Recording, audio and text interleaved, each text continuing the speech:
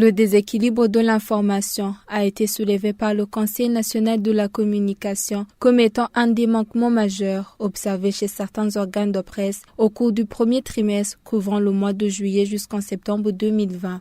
Cela a été déclaré ce mardi 15 décembre par le président du CNC, Nestor Bangoumukunzi, au cours de la présentation du rapport du monitoring fait par cet organe. Il déplore que les organes de presse en général aient connu une certaine défaillance en matière d'émissions diffusées et la couverture géographique du pays.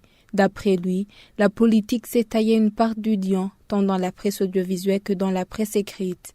Le président du CNC appelle les médias à adopter des stratégies volontaristes pour compenser le problème des finances auxquelles ils font face. Des efforts sont fournis pour travailler dans le respect de la loi et des principes professionnels. Les différents secteurs de la vie des communautés sont touchés. L'information est diversifiée chez la plupart des médias et partant, le public est assez informé de ce qui se passe autour de lui et à travers le monde.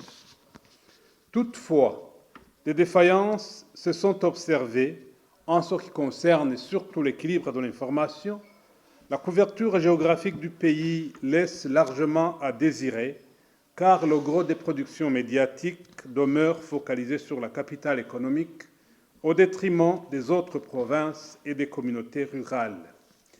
La politique semble largement dominée, tandis qu'il y a des secteurs qui sont pratiquement ignorés par les médias.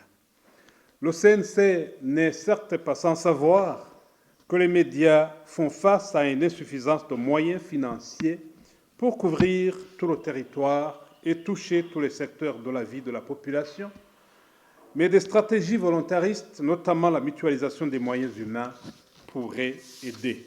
Cependant, il a également regretté qu'il y ait certains responsables des médias qui ne participent pas aux présentations des rapports de monitoring. Nous regrettons qu'il y ait des responsables des médias qui ne participent jamais à cette rencontre. Selon lui, leur absence fait penser à un refus de collaboration avec le CNC.